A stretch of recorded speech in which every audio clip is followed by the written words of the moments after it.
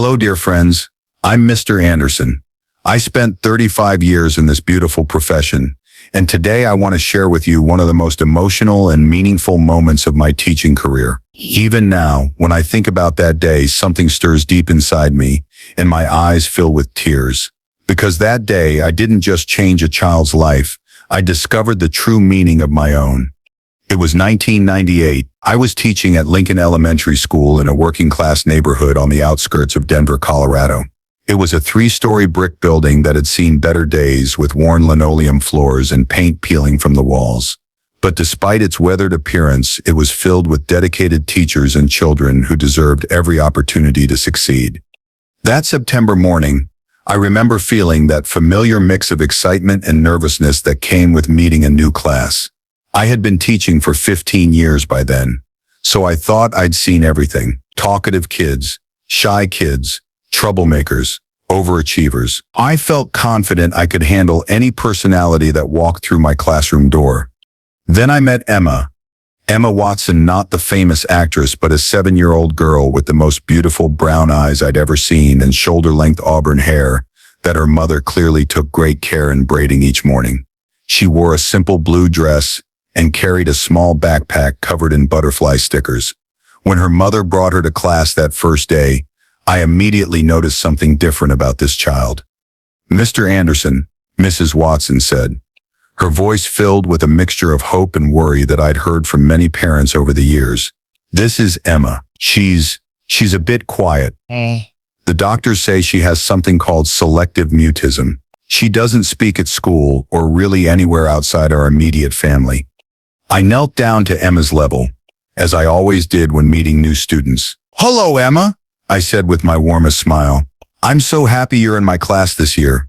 Emma looked at me for just a moment, those big brown eyes taking in everything, then quickly looked down at her shoes. She didn't say a word, didn't even nod. She just stood there, perfectly still, like a beautiful little statue. At that moment, I felt a mixture of curiosity and concern wash over me. In my 15 years of teaching, I had worked with shy children before, but something about Emma's silence felt different.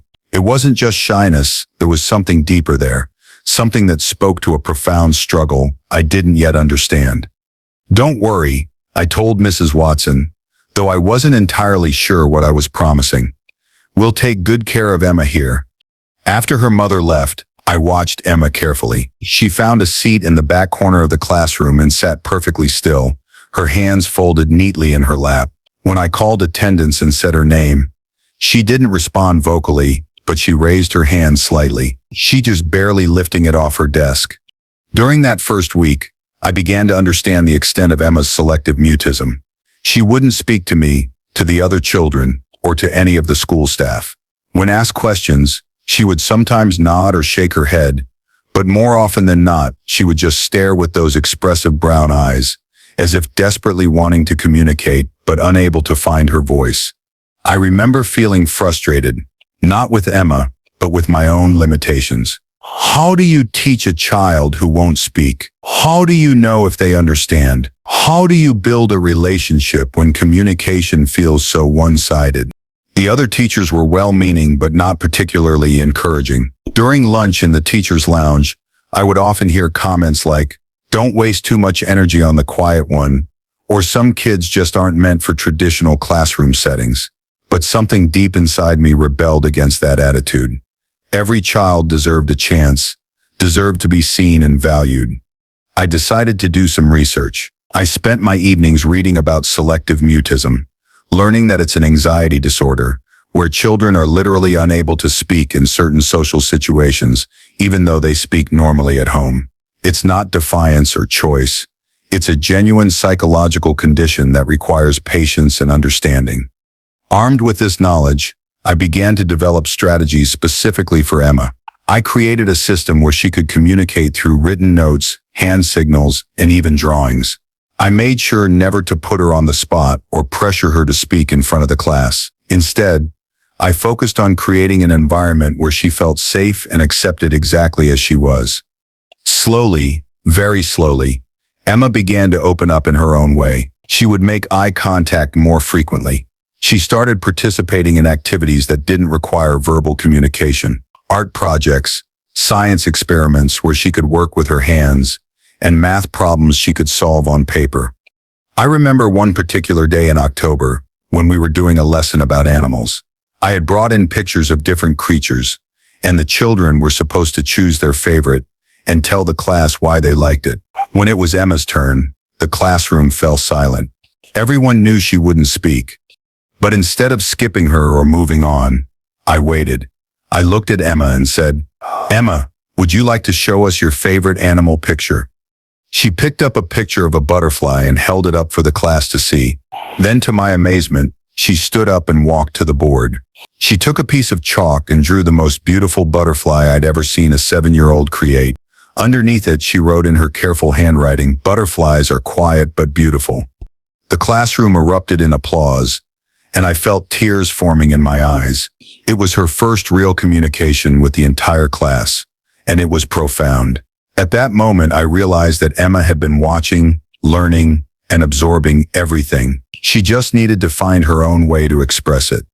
As the months went by, I began to see more glimpses of the brilliant little girl hidden behind the silence. Emma's written work was exceptional, far beyond what I would expect from a second grader. Her drawings were intricate and thoughtful. Second grader, her drawings were intricate and thoughtful. She had a remarkable ability to solve complex puzzles and math problems. But the breakthrough I was hoping for, actual speech, still seemed impossibly far away. I started staying after school to work with Emma one-on-one. Her mother was incredibly supportive and would bring her back to the classroom for these private sessions.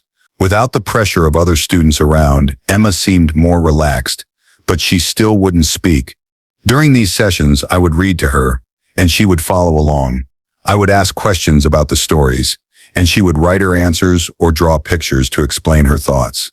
Her insights were remarkable. She understood character motivation, plot development, and themes in ways that amazed me. One afternoon in February, we were reading Charlotte's Web together. We had just finished the chapter where Charlotte saves Wilbur by writing messages in her web.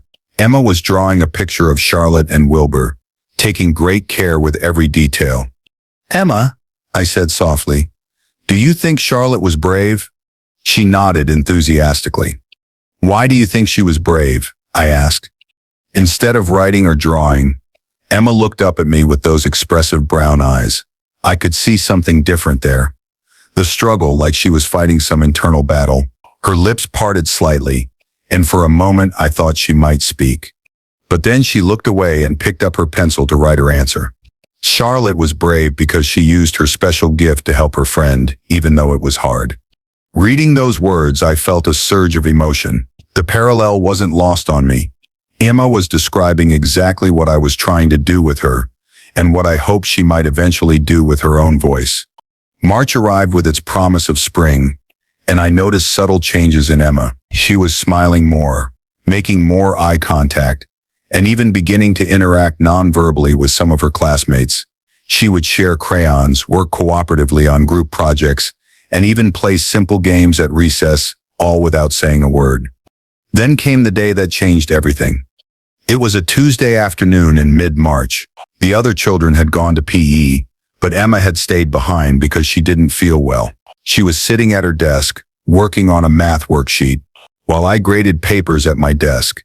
The classroom was completely quiet except for the sound of pencils on paper and the distant laughter of children playing outside. The late afternoon sun was streaming through the windows, casting long shadows across the room. I looked up from my grading and saw Emma staring at me. There was something different in her expression, more an intensity I hadn't seen before. "Emma," I said softly, "is everything okay?" She continued to stare at me, and I could see that internal struggle again, even stronger than before. Her hands were clenched in her lap, and she was taking deep breaths. Then, in a voice so quiet I almost missed it, she whispered, "Mr. Anderson?" I froze. Did I just hear what I thought I heard? My heart started pounding, and I felt a rush of emotions so strong I could barely contain them. "Yes, Emma?" I whispered back, afraid that speaking too loudly might break whatever spell had allowed her to find her voice. She took another deep breath, looked directly into my eyes and said, "Thank you for waiting for me." Those 6 words hit me like a lightning bolt. Thank you for waiting for me. In that simple sentence, this 7-year-old girl had summarized everything I had been trying to do, everything I believed about teaching, everything I hoped to accomplish in my career. I felt tears streaming down my face before I even realized I was crying. Here was this beautiful, brilliant little girl who had been trapped in silence for so long, and she chose to break that silence to thank me for my patience.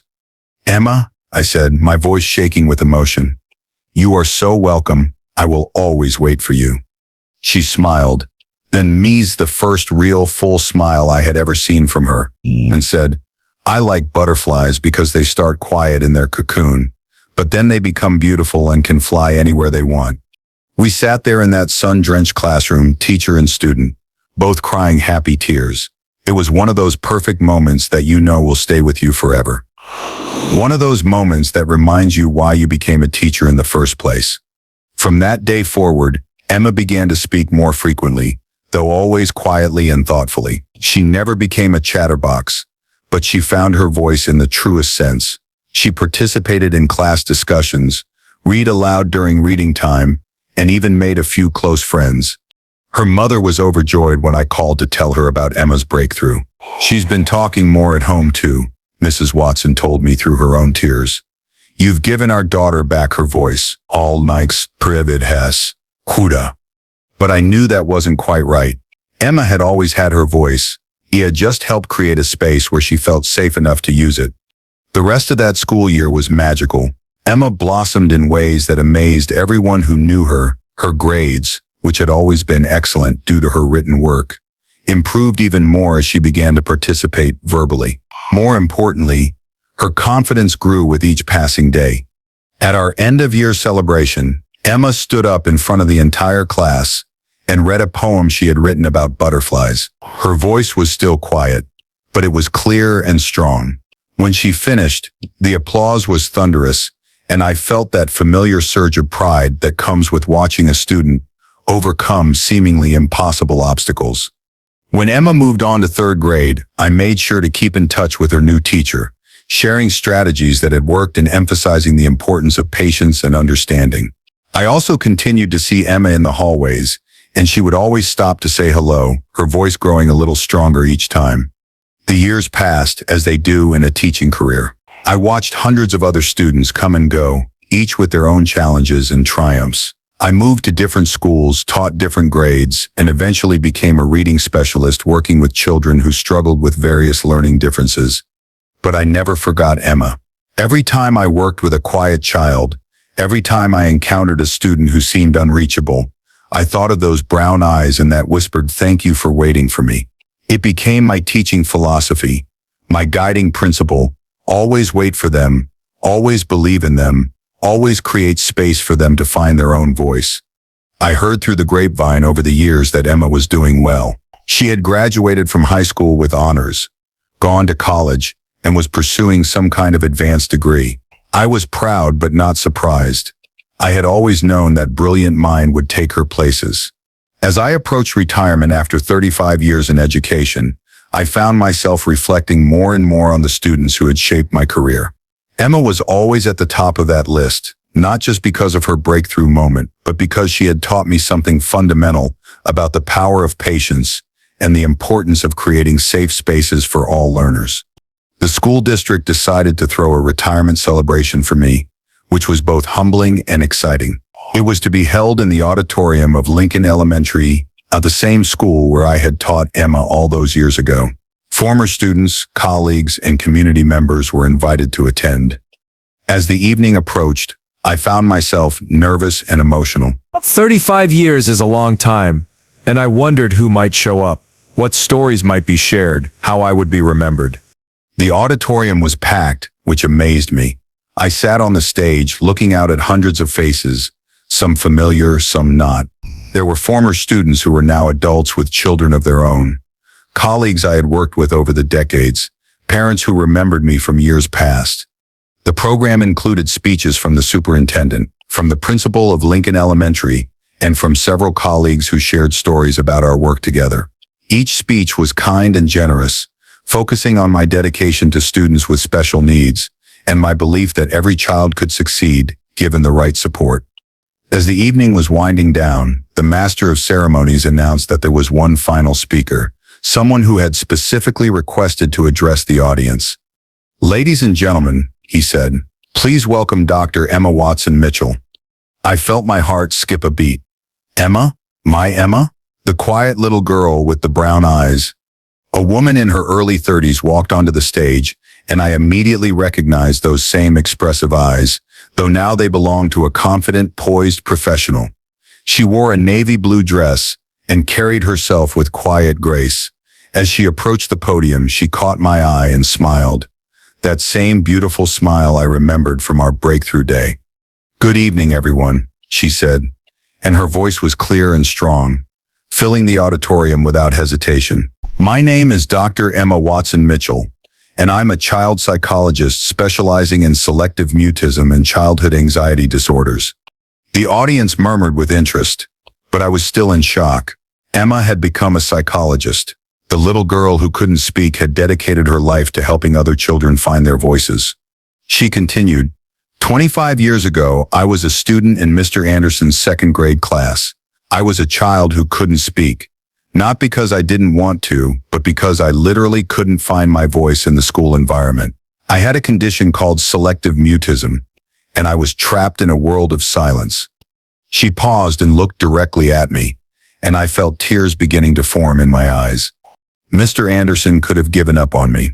Many people suggested he should. Other teachers told him not to waste his time on the quiet one, but he didn't listen to them. Instead, he did something that changed the trajectory of my entire life. He waited for me. The auditorium was completely silent now, everyone hanging on every word. For months, Mr. Anderson created space for me to communicate in my own way. He never pressured me to speak, never made me feel broken or wrong for being different. He saw my potential when I couldn't even see it myself. And then one March afternoon, when it was just the two of us in that classroom, I finally found the courage to speak. She smiled, and I could see she was getting emotional too. The first words I ever spoke in school were "Thank you for waiting for me." And Mr. Anderson's response changed my life forever. He said, "I will always wait for you." In that moment, I learned what it meant to be truly seen and accepted. I was crying openly now, not caring who saw. The little girl who had whispered those first words to me was now standing confidently in front of hundreds of people, sharing our story. "Mr. Anderson," Emma said, turning to address me directly, "because of your patience and belief in me, I not only found my voice, I dedicated my career to helping other children find theirs. I work with kids who struggle with selective mutism, social anxiety, and various communication disorders. Every day I use the lessons you taught me about patience, about creating safe spaces, about believing in the potential that exists in every child." She reached into her purse and pulled out something small. "I want to show everyone something I've kept all these years." She held up a small yellowed piece of paper. "Oh, this is the first note I ever wrote to Mr. Anderson. Oh, it says, 'I like butterflies because they are quiet but beautiful.' I've carried this with me through college, through graduate school, through my doctoral program, and into my career. It reminds me that being quiet doesn't mean being empty, and that everyone has their own timeline for emerging into who they're meant to be." The audience applauded, but Emma wasn't finished. "But there's something else I want to share. Last week, I had a breakthrough with a patient, Miss, a 6-year-old boy who hadn't spoken in school for 2 years. After months of work, he finally whispered his first words to me. And do you know what he said?" She looked at me with tears in her eyes. He said, "Thank you for waiting for me." In that moment, I realized that the gift Mr. Anderson gave me wasn't just finding my voice. It was learning how to help others find theirs. The patient teacher becomes the patient therapist. The cared for child becomes the caring professional. Cared for child becomes the caring professional. She walked over to where I was sitting and handed me the yellowed note. "Mr. Anderson, this belongs to you. It represents the moment you saw potential in a silent child and chose to nurture it rather than dismiss it. Because of your choice, I've been able to help hundreds of children find their voices. Your patience has multiplied exponentially through my work." I stood up and hugged Emma, this remarkable woman who had grown from that silent little girl into someone who was changing the world, one child at a time. The audience gave us a standing ovation that seemed to go on forever. "Thank you," I whispered in her ear, "for becoming who you were meant to be." "Thank you," she whispered back, "for helping me get there." As we stood there on that stage, surrounded by applause and love, I thought about the mysterious ways our lives intersect and influence each other. 25 years ago, I thought I was just being patient with a child who couldn't speak. I had no idea I was helping to shape someone who would dedicate her life to helping other silent children find their voices. After the ceremony, Emma and I had a chance to talk privately. She told me about her work, her research, her family. She was married with 2 children of her own. But more than that, she told me how that classroom experience had shaped not just her career choice, but her entire philosophy of life. "You taught me that everyone deserves to be waited for," she said. "That patience isn't just a teaching strategy. It's a way of honoring the potential in every person. I use that principle not just with my patients, but in my marriage, with my children, in all my relationships." She also told me something that took my breath away. "Mr. Anderson, I've treated over 300 children with selective mutism in my career. My success rate is significantly higher than the national average, and I believe it's because I understand what these children need, you not just clinically, but emotionally. I know what it feels like to be trapped in silence, and I know what it feels like to have someone believe in you enough to wait." As I drove home that night, I reflected on the incredible journey that had brought us to this moment. The silent little girl with the brown eyes had become a healer, a voice for the voiceless, a beacon of hope for families struggling with children who couldn't speak. But more than that, she had taught me something profound about the ripple effects of our choices as educators. When I chose to be patient with Emma, I wasn't just helping one child. I was setting in motion a chain of events that would impact hundreds of other children. Every patient I helped through Emma's work was, in some small way, connected to that March afternoon when she first whispered, "Thank you for waiting for me." Emma and I have stayed in close touch since that retirement celebration. She sends me updates on her research, photos of her family, and stories about her patients, anonymized, of course. Occasionally, she invites me to speak at conferences about the importance of patience and understanding in working with children who have communication disorders. One of the most meaningful aspects of our ongoing relationship is how she continues to honor what she learned in my classroom. Emma has established a nonprofit organization called Butterfly Voices that provides therapy and support for families dealing with selective mutism. The name, of course, comes from her first written communication about butterflies being quiet but beautiful. Through Butterfly Voices, Emma has trained hundreds of teachers, therapists, and parents in techniques for supporting children with selective mutism. She's published research papers, written a book for parents, and become a nationally recognized expert in her field. His Wild hat fear, EBAs in was, but whenever she speaks publicly, she always mentions that classroom where she first found her voice. Recently, Emma invited me to the opening of a new Butterfly Voices Center. As we toured the facility, with its comfortable therapy rooms, family resource center, and training spaces, I was amazed by what she had built. Each room was designed to feel safe and welcoming, with soft colors, natural lighting, and spaces where children could express themselves through art, writing, or play. "This is what your classroom felt like to me," Emma told me as we stood in one of the therapy rooms. "A place where it was okay to be exactly who I was, where I could take my time, where someone believed in my potential even when I couldn't access it myself." The most touching moment came when we visited the children's area. There on the wall was a large mural of butterflies in various stages of transformation.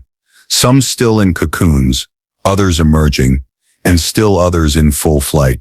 Underneath, in beautiful calligraphy, were the words, "Every voice matters. Every timeline is perfect. Every child deserves to be waited for."